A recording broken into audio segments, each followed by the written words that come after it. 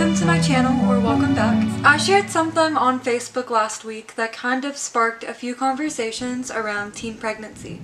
And I don't want to share the post directly because I don't have permission, but I can talk about the post, and the post was basically just how teens need the support of a doula and how a doula can benefit teenagers. The comment on the post that I shared about teens benefiting from doula support, or we can try avoiding teen pregnancy altogether. And then we got a lot of comments from other people. They basically shared their experiences as a teen and being pregnant. This is just some reflecting on me being a teenager. I just hope maybe my experience can help you feel less alone or give you some insight as to what it was like for me growing up. I was like an average teenager. I did teenage things. I guess most teenagers do. You know, I hung out with friends throughout the week, on the weekends. My house was like the house to come to. The basement was. It was gross and did whatever we want. And in my brain, I felt like being with my friends in the basement was an escape from the world on top, which would be my parents' house, and living with them. I was always told, like, you're not gonna amount to anything, and you can't do this, and you're gonna be a dropout, you'll never make anything of your life. And it wasn't coming from like one person, and maybe those words weren't always said directly, but that's what I grew up with being told, because I did drop out of school and I never went to school. I skipped school a lot, but I don't think anyone really looked into the root causes of that. And this is where we can go wrong as parents, and it's okay to be wrong as a parent. We can just learn from it and do better like we do with most things, because life is really hard. Parents were going through a lot. My mom was sick, my dad was sick and bedridden. I made the best, and they made the best out of our situation then. Just think, I really believed that I would never be anything, so I never planned to become anything. I thought I was too dumb, thought school was a waste of time. I really didn't understand that me avoiding places like school had a lot to do with my anxiety. I had anxiety attacks in every class.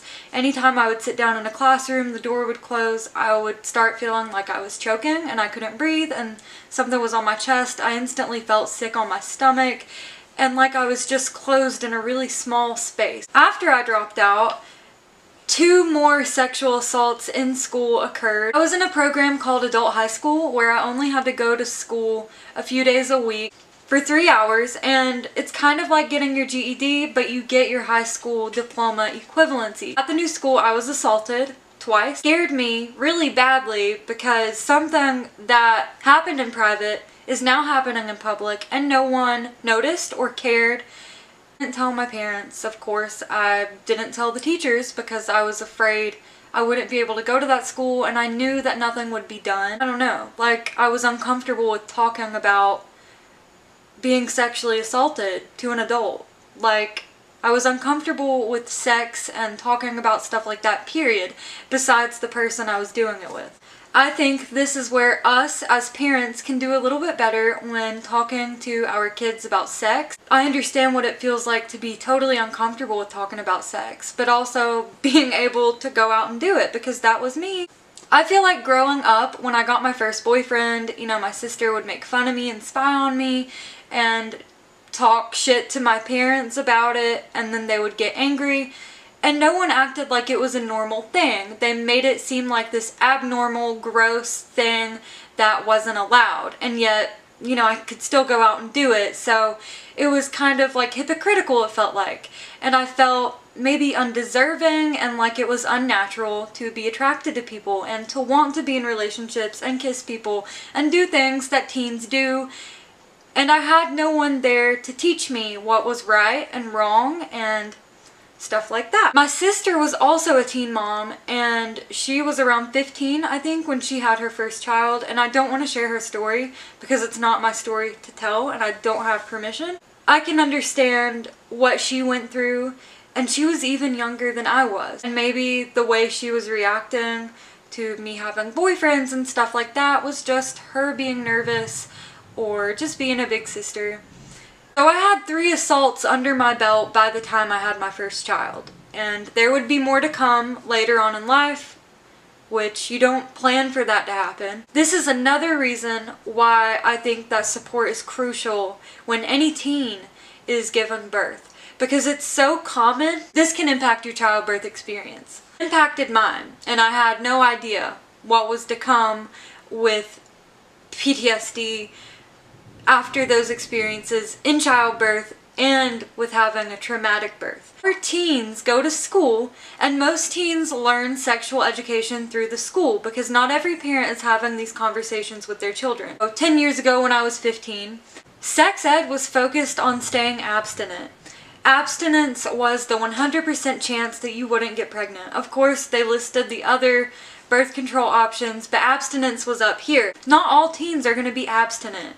Not all teens are going to follow that. What needs to be taught is how to be healthy, safe, and how to identify assault, how to get help, how to talk about it as a teen because it's embarrassing. Talking about sex in general with teens, we need to do better, especially as parents. And again, not all of us are privileged to have parents at home to talk to us about these things. Birth educator can be important to a pregnant teen. And birth educators may not be sex educators, but this is something I've always thought about and always wanted to do. I don't think everyone knows what they should talk about with their kids. I think that we're beginning to have a better understanding of that. But 10 years ago, maybe not, because our parents were raised differently. I don't want to go on a tangent. Around the time of my birthday, I felt super sick, like I had the flu. And this was weird because this is something I'd never felt before, ever. I felt sick on my stomach, I felt run down, lethargic, like a million different things at once. Period was also due, and it never came. And then a week passed, and then another week passed. More weeks passed, and it was April, so my birthday's in March, and I felt these symptoms in March, and I tested in April. So I got a positive pregnancy test then. Right after school, I told my sister as soon as I got in the car, I need to talk to you. I don't know who to talk to about this, but I think I'm pregnant. My boyfriend then was like, there's no way you're pregnant. You've been a few days late on your period before and you've gotten it. And I was like, this isn't a few days late. This is weeks to a month late. It's late. And so my sister was like, shit, you're probably pregnant. She got me different pregnancy tests. There was an Arby's beside the community college, which is where I went to adult high school. And we ordered a super large Sprite. I think I asked for an extra large. I don't even know if that exists, but I got the biggest Sprite they had.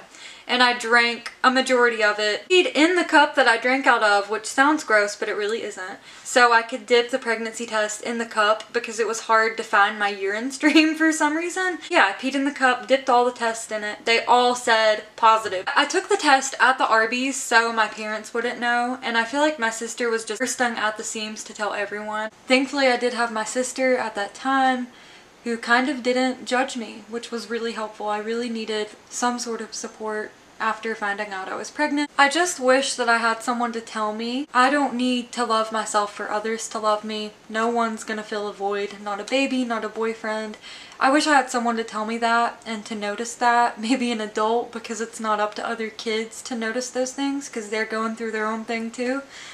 I just wish that I had that sort of insight in my life because I feel like I relied so much on the love of others. Even before I had a serious relationship, I relied on my friends to keep me happy, and I never really wanted it for myself in general, and I never had anyone to talk to about mental health stuff and toxic relationships and me being toxic too. Telling my parents my #1 fear was like, obviously they're gonna know I had sex. But I gave it a few days, I think, and then I told them I'm pregnant. And I think my dad wanted me to test, like, not in front of him, but at home to confirm that I was pregnant. That's my dog walking around. Sorry, it's storming and he's scared. I decided to make an appointment at the OB that my sister gave birth with. I assumed that all OBs were the same, all birth kind of went the same. I never considered individual experiences in childbirth. And I just saw what I saw when my sister gave birth, and I was 12 years old. I wanted to go to someone that was familiar and close because I had morning sickness and I was terrified of being in the car and throwing up. So I saw this provider, and this was the first time I'd ever seen an OBGYN. First appointment, my OB told me I had a narrow pelvis and small hips and that I would most likely need a cesarean. And I thought that was odd and it made me super, super nervous. So he scheduled an ultrasound to measure the baby and see how far along I was and all that jazz. Knowing what I did about my body, thinking that I would need a cesarean really scared me, and I kind of prepared for the worst for birth in my head. And it was the unknown at that time. I had no idea what to expect. I just knew what others experienced and that they just suggested to get the epidural. But I didn't want the epidural. I've always had like a weird aversion to medicine. It's totally okay to want all of the medicine. That's just not what I wanted. And I went into birth learning about birth plans, but not understanding the importance of education around a birth plan. So I think it's one thing to put a birth plan together. It's another thing when your provider throws it away in front of you and laughs.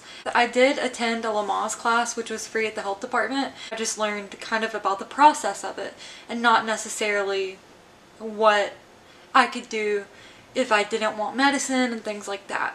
So I felt like I was optionless, but I still wanted this birth in my head and on my birth plan. If I had a doula or had access to one, I could have received education.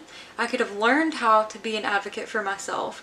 And I know that some doulas don't like to call themselves advocates, but they can at least teach someone, especially a teen, how to be an advocate for themselves, especially during something like childbirth. And they can also share birth experiences in a way where other people don't, and they can tell you what your options might be and kind of help you look into that with your provider. Especially if your provider laughs at you or does anything that you're uncomfortable with, a doula can be like, hey, that wasn't right. Have you considered maybe looking into a different provider? And maybe reassure you if you question that you want a provider, because I questioned it many, many times. During my pregnancy, I tried to reach out to my provider about some mental health issues like an eating disorder and just anxiety and different things that I was experiencing, because my brain was having a hard time eating and doing things that I needed to do to be healthy. And rather than referring me to a mental health professional, he mocked me and made fun of me and poked fun at my weight during every single appointment, even during the postpartum period. He told me at my 11-week checkup instead of my 6-week checkup, because I was afraid to go, he told me that I would never lose my baby weight. Like I mentioned before, I was a sexual assault survivor by the time I gave birth. And I feel like a doula could be a great person to talk to about that. However, a doula is not a trained mental health professional in some cases. Some maybe, which is just a plus, but a doula could help you find a therapist and maybe help you process those things and just be a listening ear if you just need to talk.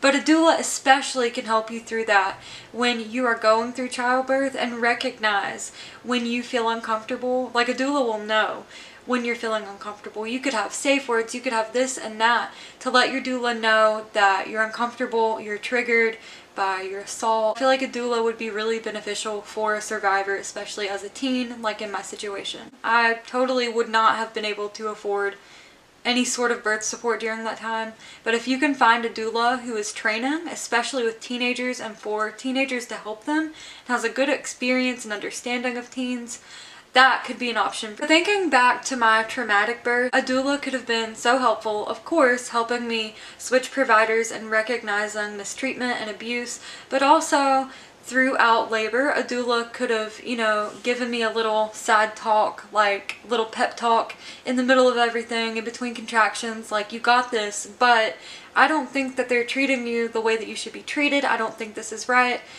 Let's talk about what we can do differently. Let's talk about how we can make you more comfortable. Let's talk about A, B, and C versus you just sitting here in pain and holding your pee. I feel like there was so much going on in the room with me screaming and just blacking out due to my assaults during labor and being afraid to be at the hospital with my OB that there was no way I could have been an advocate for myself. If I had a doula there to give me these little pep talks, I think things would have been 100% better. I think that I would have had a good birth experience. Of course, I can't go back in time and I can't sit here and regret it. Like if someone would have told me, hey, it's not right that they're asking you to hold your pee, or it's not right that this is happening, and no one else could have noticed these things, and doulas can even understand medical lingo that like my family couldn't have. So that would have been helpful too. I could have gotten the natural birth that I wanted, which would have been unmedicated. I received the vaginal birth, but I feel like I opted out of the epidural. I felt like I had other options, pain management wise. I had someone to help process my sexual assault when I could not be in the moment. And I feel like I wouldn't have gotten an episiotomy, I wouldn't have gotten 22 stitches, I could have birthed my placenta on my own, I could have done skin to skin, and all of those things that I didn't get in labor and even after, I feel like I could have gotten with a doula because I would have been prepared for it, I would have known that I had options, and my doula would have helped me through and helped reveal the options that I had. I could have used my brain. I feel like a doula could have helped me in so many ways during my entire labor experience, as well as soon as I started breastfeeding. So some doulas are also trained in lactation, and I had so many questions breastfeeding. If you saw my last breastfeeding video, I really struggled by myself. Doing this was so new to me, and as a teen, when your body is still changing and growing and then you have a baby, it's wild. And I could have had someone explain these things and be unbiased, and I could have felt comfortable with them. I feel like doulas are trained to talk to you in a way where you don't feel attacked or uncomfortable. And a doula is not a medical professional, but they can support and educate you and refer you to the right person. And after my pregnancy, I drifted into a deep depression for like 3 years until I finally felt normal again. Depression and anxiety consumed almost every single day. There would be times where I felt okay enough to try to make friends, but my stomach and all these issues I was experiencing really hindered my daily life and impacted and affected how I would go about everything. It was hard to see people my age growing up and going to college and having body image issues and looking at them change and look awesome, and I felt like an old lady with stretch marks and stretched skin and all that stuff. I didn't feel like a normal 18 and 19-year-old. At one point I shared in a mom group about my mental health and got made fun of, so for the longest time I felt super uncomfortable with talking to anyone and opening up about my mental health. I posted something about being unable to leave the house for 2 months because of depression and anxiety, and I wanted to see other experiences and if that was maybe normal. Oddly enough though, Facebook would become where I would have found support even in real life. So I found a doula on Facebook. I don't remember how I became friends with her, but her name is Jade, and she is now a lactation peer counselor. I hope it's okay I'm mentioning her name. But she helped me find a birth trauma group, and the birth trauma group helped me write a letter to the hospital about my traumatic birth. I never sent it, but writing it felt good, and they validated that I experienced trauma. I know that reaching out is hard, especially when you're a teenager and you're dismissed and treated like a kid. But a doula, I think, would always be a safe person to consider reaching out to, if you can find it. A doula alone referring me opened so many doors for me, and that makes me want to cry. I'm just really thankful for Jade and for meeting her, because not everyone has support or access to it. My life had to change drastically from being a teen to an adult overnight, really fast. I had to grow up, and at the same time, my maturity level still wasn't where it needed to be, I don't think. I feel like there's so much shame in saying I missed out on some opportunities in life because I became a mom. But there's no shame in saying that. It's okay to feel like you missed out. People often respond saying, well, you asked for this, you had sex, you got pregnant, these are your consequences. But at the same time, you're allowed to feel what you feel. Life changes so much when you become pregnant, and especially as a teen. You have these sudden responsibilities that you never had before, and your body's doing all sorts of different things because you're still growing and your brain is still maturing. I just know what that feels like. So you're not alone if you feel like you're going through something and you're young and you're afraid to talk to people. I totally understand how that feels. There is a fellow doula parent that I just talked to, and I'm gonna share their experience as a teen parent. This is her experience. She had a very hard time advocating for herself during her pregnancy, which is very similar to me. Her OB laughed at her when she presented some symptoms that were very concerning to her, which were the symptoms of preeclampsia. And if you don't know what that is, it's basically high blood pressure, and this can occur when you're pregnant or during labor. It can cause complications. Also, no one asked if she understood what was happening or really for consent for anything.